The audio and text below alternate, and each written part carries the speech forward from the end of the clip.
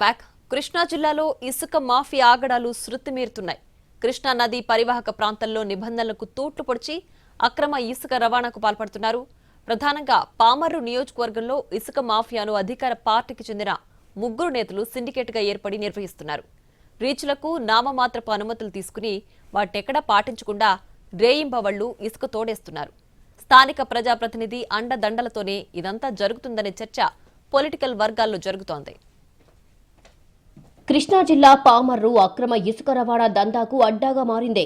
ఇక్కడ కృష్ణానది గర్భానికి తూట్లు పొడిచి ఇసుక మాఫియా తన కార్యకలాపాలను నిర్వహిస్తోంది.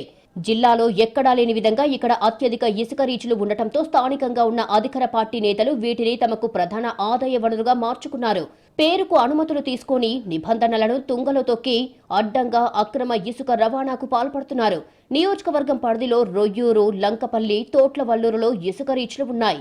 ఈ మూడింటికి కూడా అనుమతులు తీసుకున్న ఇసుక మాఫియా అనుమతుల పేరుతో అడ్డగోలుగా ఇసుకను తోడేస్తోంది. ప్రభుత్వం చెబుతున్న ఉచిత ఇసుక పథకం స్కీమ్ కనిపించదంటే పరిస్థితేంటో అర్థం చేసుకోవచ్చు. రేయింబవళ్లు ఇక్కడ ఇసుక అక్రమ రవాణా చేస్తున్న టిప్పర్లు స్థానిక గ్రామస్తుల ప్రాణాలతో చెలగాటమాడుతున్నాయి. అనుమతి లేకుండా చాగంటిపాడులో అర్ధరాత్రి ఇసుక అక్రమ రవాణాను సిండికేట్ నిర్వహిస్తోంది.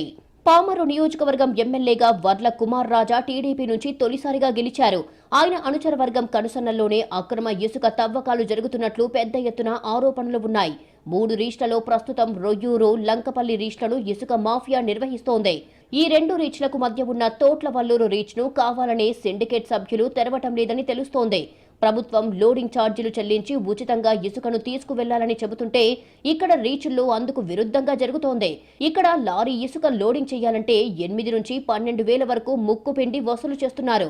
ఉదయం నుంచి సాయంత్రం వరకు మైనింగ్ జరగాల్సి ఉండగా అర్ధరాత్రి వేళల్లో కూడా వందల సంఖ్యలో టిప్పర్లు రాకపోకలు సాగిస్తున్నాయి. కళ్ల ముందే నిబంధనలకు విరుద్ధంగా అక్రమ ఇసుక రవాణా జరుగుతున్నా పోలీసులు, మైనింగ్, రెవెన్యూ అధికారులు మాత్రం పట్టించుకోకపోవడంతో అక్రమార్కులు చెలరేగిపోతున్నారు. ఈ రీచ్ల నుంచి రోజుకు 100 నుంచి 150 వరకు లారీల ఇసుక అక్రమంగా రవాణా జరుగుతోంది. ఎమ్మెల్యేకు సన్నిహితులమని చెప్పుకుంటూ అధికార పార్టీకి చెందిన మండల స్థాయి నేతలు ముగ్గురు ఈ వ్యవహారాలను చక్కబెడుతున్నట్టుగా సమాచారం. ప్రతి రీచ్ను ఒకరు తమ ఆధీనంలో ఉంచుకొని ఇసుకను తోడేస్తున్నారు. సురేష్ అనే వ్యక్తి ఈ ఇసుక సిండికేట్లో కీలక పాత్ర పోషిస్తున్నారని తెలుస్తోంది. లారీల్లో ఇసుక ఓవర్లోడింగ్ చేసి డబ్బులు దండుకుంటున్నారు. పరిమితికి మించి భారీ వాహనాలతో ఇసుకను తవ్వుతూ కృష్ణానది గర్భాన్ని ఖాళీ చేస్తోంది మాఫియా. ప్రభుత్వ ఉచిత ఇసుక పథకం ఉంది కదా అని వస్తున్న వారి నుంచి వేలల్లో డబ్బులు వసూలు చేస్తున్నారు. ఉచిత ఇసుక పథకాన్ని తమకు కాసులు కురిపించే పథకంగా మార్చుకున్న ఇసుక మాఫియాపై ప్రభుత్వం ఎలాంటి చర్యలు తీసుకుంటుందో చూడాలి.